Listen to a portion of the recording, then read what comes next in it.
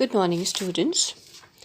In today's session of English, we are going to take up a very interesting and a thought provoking poem that is The Elephant and the Tragopan. Now, we all know what is an elephant, and the tragopan is a little uncommon name. It's a kind of animal.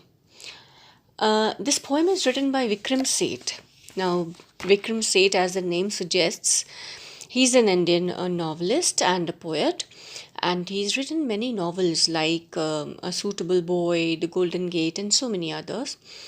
And the poem with this one, The Elephant and the Tragopan, it is actually the poem which is in our book. It is an excerpt, it is a part of a much longer poem.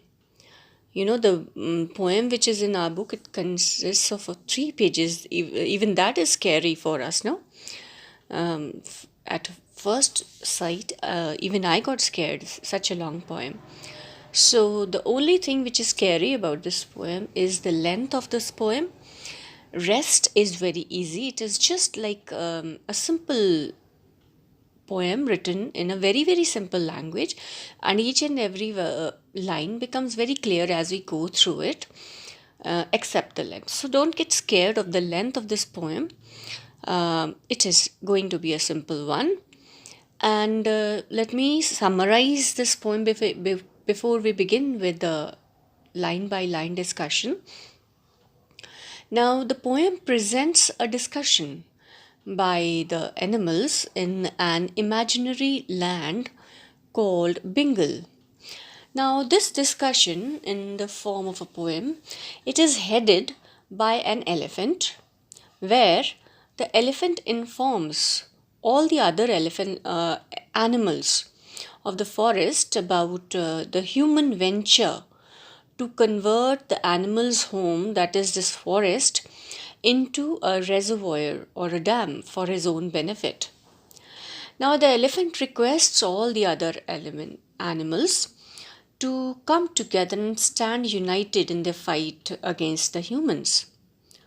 The elephant calls the man a selfish being, and who has been using the animals for quenching his desires of all types. He uses their skin for covering his body, and he uses their flesh for satisfying his hunger.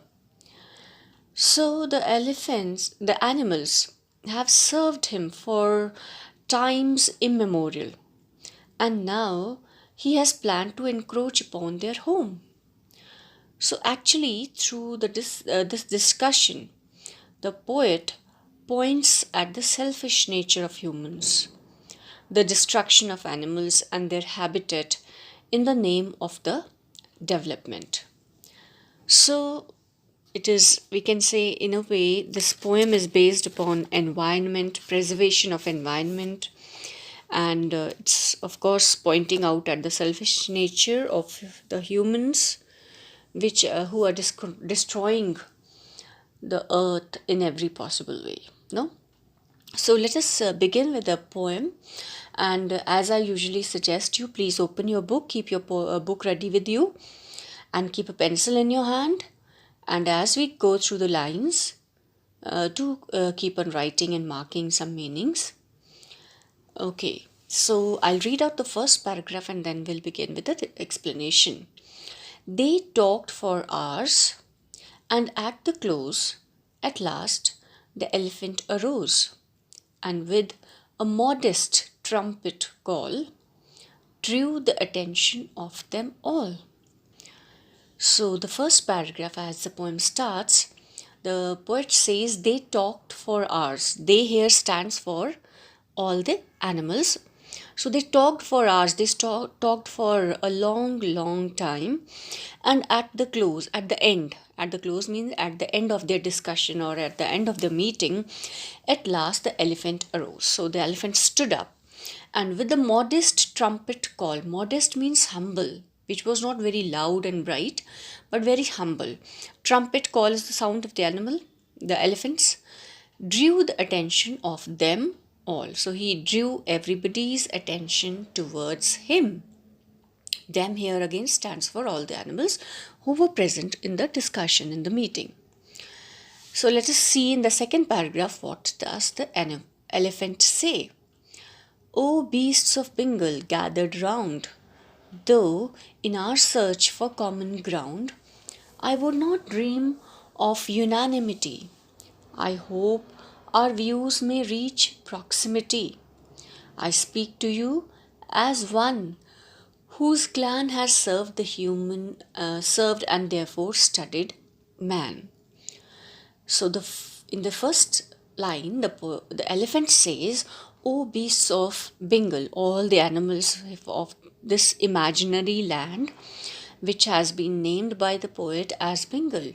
So the elephant says, all the animals who have gathered here, though in our search for common ground, I would not dream of unanimity. So he says, I look for a common ground.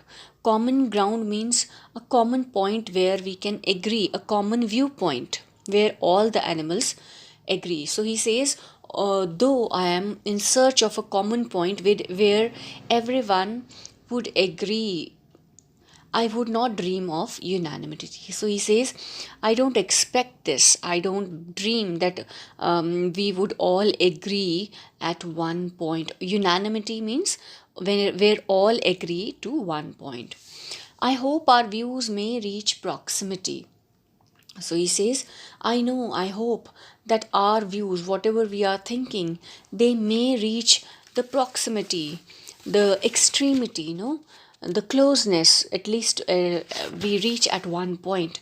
So this is what he hopes, that all of us should agree at one point, or at least our views should be very close. I speak to you as one whose clan has served and therefore studied man. So he says, I speak to you all. I have stood up as a member of a clan. Clan means family. So he says, I have stood up here as a representative of a family, of a clan who has served man for a long time, and therefore I have studied man, or we, the elephants, have studied man.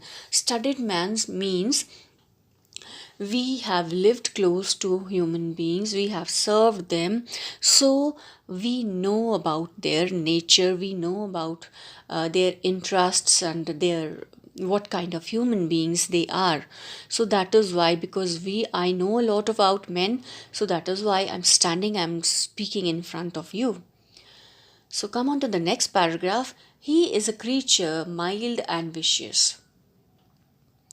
Now the elephant, he starts describing man in this paragraph. So he says he here stands for the elephant, man. So he says he is a creature mild and vicious. Now look at the two words here, almost opposite in nature, mild and vicious. The word mild stands for something which is, very equable, which is not very extreme, neither very, we say neither very hot or not very cold, it's mild. No? So he says man is a creature who's very mild, who's not very extreme, and vicious. Now, on the other hand, the word vicious means very cruel and unkind. So he describes the man as a mild and a vicious creature, practical minded and capricious. And now in the second line again, the poet uses two opposite words. He says a man is a practical minded person. Practical means who believes in practical decisions, whatever is useful for him, whatever works for him. And capricious. Capricious stands for unpredictable, जिसके बारे में हम कभी कुछ कह नहीं सकते कब क्या कर दे. So on one hand, the poet calls man practical minded. Practical minded means a person who can be, like, we can make out very obviously that what would this practical minded person do in such a situation. And on the other hand, the poet says unpredictable. Man is very unpredictable. Loving and brutal. So loving and brutal, again they are opposites. Brutal stands for very cruel. Sane and mad. Again, two opposites here. Mad, we all know what is mad, and sane is opposite of mad. Sane means a person who's sensible. The good is as puzzling as the bad. So the elephant says the good part of this human being, it is as puzzling as the bad part, the bad personality of the human beings. So both his parts of the personality, the loving and the brutal, the sane and the mad, practical minded and capricious, all these parts, the good points and the bad points, they are equally puzzling. The sticky center of this mess is an uneasy selfishness. So he says all this mess which has been created by human beings, all the mess which we are into it today, because of this which we are meeting, all this, the center of point of this mess, or the theme, the reason behind this mess, is the uneasy selfishness, the selfishness of the man. This all this trouble into which we are today, it has been created due to the selfishness of man, of the humans. So let us come to the second page now. Now he describes again the elephant, or we can say the poet describes the humans through the elephant, through the words of the elephant, through the voice of the elephant. So he says, he rips our flesh and tears our skin, for cloth without, for food within. The leopard spots are his to wear, our ivory unknots his hair. So now the elephant says the uses, how the man makes use of the animals. So he says that he, man, rips our flesh, cuts down our flesh and tears our skin, for cloth without, for food within. So he he uses our skin to make cloth which he wears outside on to cover his body, and he rips off flesh to satisfy his belly, his hunger. The leopard spots are his to wear. So the elephant says the leopard has got spots as if they are for the man to wear, to make a coat and wear on his body. Our ivory unknots his hair. And the elephant again says, our ivory, the tusks which are made of ivory, as if we have got these tusks so that the man can take them out and make combs which can unknot his hair. Unknot means open the tangles of his hair. The tragopan falls to his gun. He shoots the flying fox for fun. So the elephant says, the tragopan, he falls, he dies, he gets killed because of the gun of the man. He shoots the flying fox for fun. Flying fox is a kind of bat. So the poet or the elephant says that, man shoots the flying fox just for the sake of fun. The black bear dances to his whim. My own tame cousins slave for him. So then he says that the black bear, they make the black bear dance to his whims. To his whims means his wishes. My own tame cousins slave for him. So he says, my own cousins who have been tamed, who have been domesticated by man, they'll work like slaves for him. Him here stands for man. Yet we who give him work and food have never earned his gratitude. So now the elephant is a little, sorrowful in mood. He says, although we've done so much for the man, we have given him work, we help him in his work, we provide him food, but we have never earned his gratitude.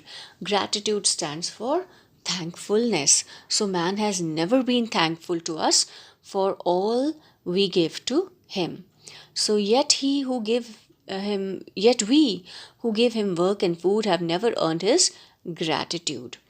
So he says in the next line, he grasps our substance as of right to quench and spur his appetite. So he says he grasps our substance. So he holds on to us. He uses our whole existence, every part of the animal, as if he has got the right to use us to quench and spur his appetite. To quench means to satisfy, and to motivate. Spur means to inspire and motivate his appetite. His appetite here stands for not only his hunger but his desires, his wishes. Nor will he grant us truce or grace to rest secure in any place. And then the elephant says that man will never grant us any peace. Truce here stands for peace and grace, kindness. So man will never give us any peace or never be kind to us, so that we will ever find any place where we can find ourselves secure or safe. So every place now, in our own home also, in the forest also, we live a life of fear, because we are all the time scared. Anytime these men, they can come to the forest for any purpose, and they can either destroy our habitat or they can destroy us. Sometimes he worships us as gods, or sings of us at asceted fords. So he says sometimes this man, who uses us, he also worships us as gods. We've seen many places, many animals, they've been worshipped. Like snakes and tigers and lions. We've seen them near the pictures of gods. So he says sometimes man worships us as gods, or he sings about us at the Asceted Fords. Asceted Fords is a place in Wales where music festivals are held. So he says he sings about us in those festivals, or fashions, fables, myths, and stories. Or he makes, fashion here stands for makes. He makes stories. Fables are stories, no, and myths and stories. So he makes stories and myths about us to celebrate our deeds and glories, to celebrate the help or the actions which we do for him, or glorifies us or give us importance. And yet, despite this fertile fuss, when has he truly cared for us? So he says, accept all this, the worship which he provides to us sometimes, or the songs which he sings about us, or the stories which he has made about us, accept all this fuss which he has created for us. He hasn't ever cared from heart for us. So, and yet, despite this fertile fuss here stands for all the good things which he does for us, which are actually of no use to us. He hasn't cared for us truly. He sees the planet as his fief. So he says the man feels that this planet belongs to him. This is his property, where every hair or drop or leaf or seed or blade or grain of sand is destined for his mouth or hand. So the poet says, or the elephant says, he feels that this planet is his legal property, and everything on this planet, whether it is a hair of the animal, or it is a drop or a leaf or a sand or a blade of a or a grain of sand, anything, everything is destined, is fated for his mouth. Either it is supposed to go into his mouth or into his hand. That means man thinks he is the owner of this planet and whatever exists on this planet. So let us continue with the next paragraph on the next page. Now, in this paragraph, the poet and the elephant, express his anger for the man, the way the man has been using the animals. So he says, if he is thirsty, we must thirst. for of all creatures, man comes first. So the elephant says that if he is thirsty, if man is thirsty, then we must thirst. We must feel thirst, or we must give up our water.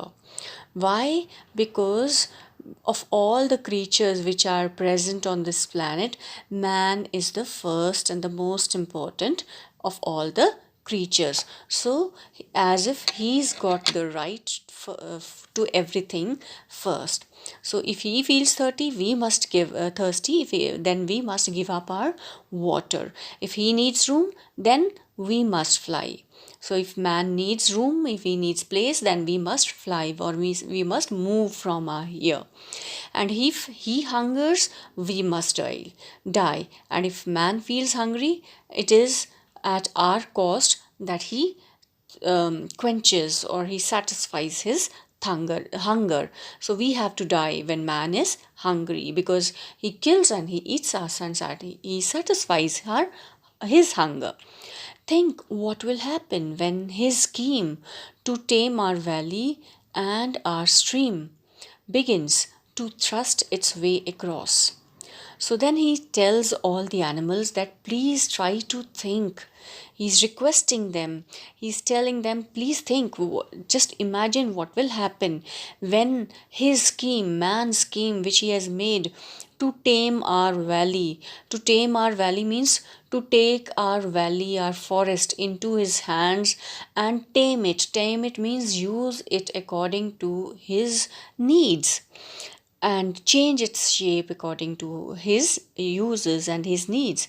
And our stream, the stream of water, the river which flows through this forest, if he so he tells all the animals to just imagine what will happen if man will be able to encroach upon our valley and change its shape according to his need. And what will happen if our stream which flows into from this forest, if he is able to control over it, and if the scheme which he has made, if begins to thrust its way across. Begins to thrust its way across means the scheme which man has made, if it will start taking shape, it will if it will start happening, then what will happen? So he tells the consequence of the scheme of man which man has planned. So he tells all these animals that these gentle slopes of fern and moss with axe, explosive and machine. So man will come with axe, with explosives, with machines, and all these gentle slopes of ferns and plants and moss, and this, since rhododendron logs burn green, these, or he will put fire to everything. He will use his axe on everything. So all rhododendron is a greenish bush, which is evergreen bush. So it everything will burn. The logs will even the logs of rhododendron, they will burn. They'll all be chopped for firewood. So man is going to come and cut all those rhododendron logs and use them for firewood for his scheme, so that his scheme comes into shape. Or logged or smuggled out for good. Either they will be used as firewood, or they will be turned into logs, and then they will be smuggled out. They will be taken out of this forest for his good, for his selfish needs, for his benefit. As every bird and mammal knows, when the road comes, the forest goes. So he tells that you all know, every bird and every mammal, all the animals present here, we all know that wherever a road comes, a road is made, a forest goes away from there. A forest cannot survive where a road is, because a road is built when a forest is cut down. So, and let me say this to the trout. So then the elephant says, let me tell you this to the trout. Trout is a kind of fish. The bamboo will be slashed, no doubt, and what the tragopan and I delight to eat will burn and die. So he says to the fish that no doubt all the bamboo plants, they will be slashed, they will be cut, And I'm sure, and we loved, I and tragopan, we both love eating those. And all those things, they will be burnt and they will die. That means we will not be left with any food. But what will happen to your stream? So he tells the trout, maybe the elephant feels that trout might be feeling happy, because if the man is going to make a reservoir there, she'll get a bigger source of water, she'll get a bigger space to live in. So maybe in her heart of heart, she is feeling happy. But the elephant tells her that you don't feel happy, because you don't know the ultimate desire of man. Even that is going to affect you also.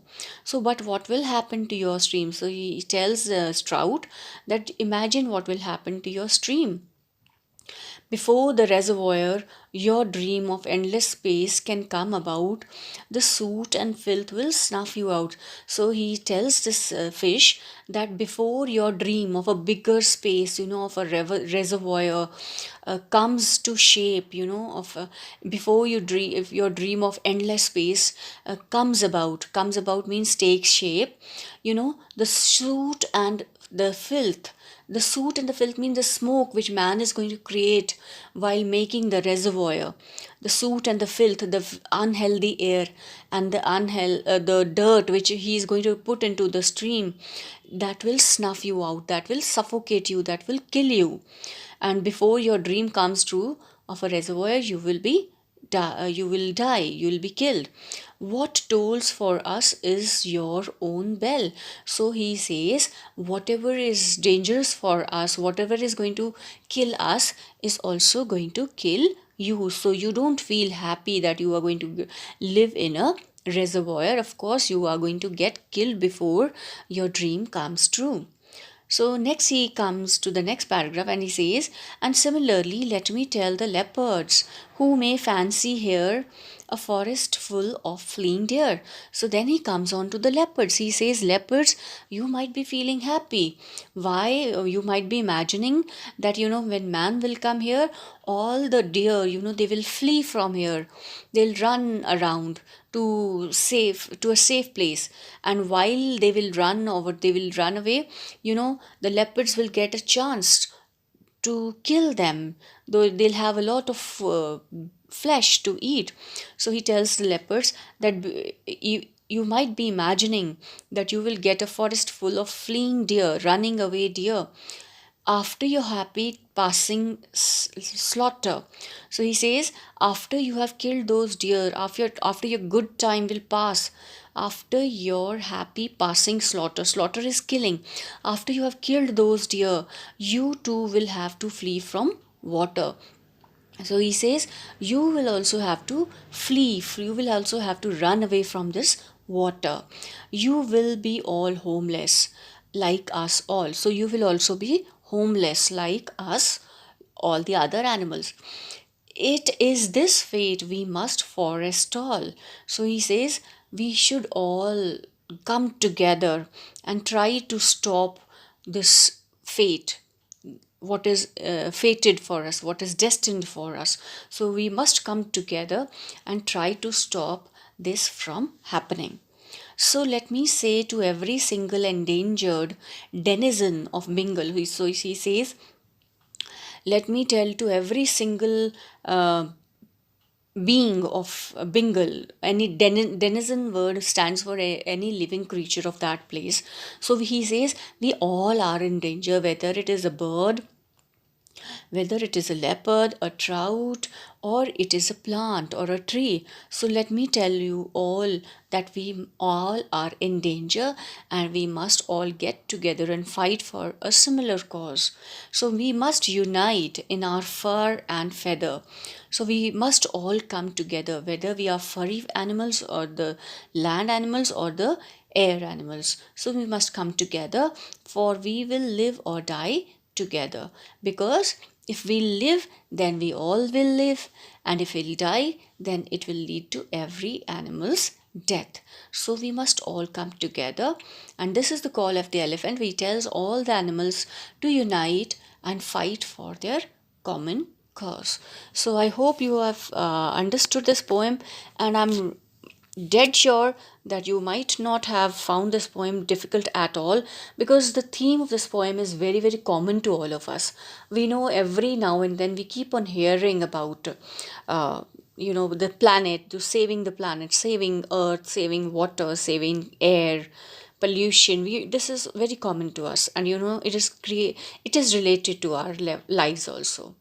So, the poet wants to teach a lesson to the human beings, that in the name of development, whatever we are doing, actually it is leading to the death of the planet.